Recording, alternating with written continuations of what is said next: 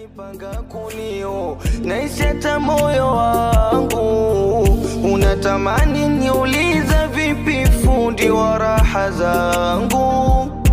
Leo ananiliza yendo alikuwa mwanga wangu, kageuka kiza kazamisha ndege yangu.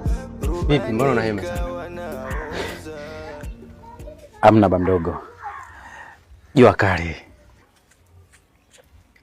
Unajua Jackson, wewe ndio mkubwa kuliko yule mwenzako,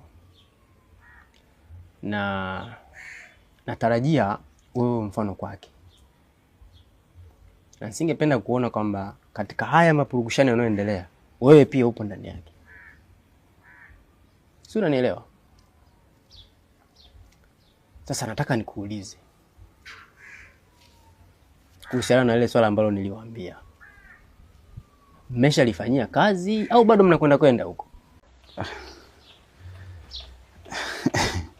Bamdogo, kuhusu ule mwanamke nilikuwa namtafutia sababu tu ya kumwacha. Na kitu kingine usichokijua bamdogo, siwezi kubembeleza mapenzi. Na siwezi kugombana na familia yangu kwa sababu ya mwanamke. Mimi nishapiga chini.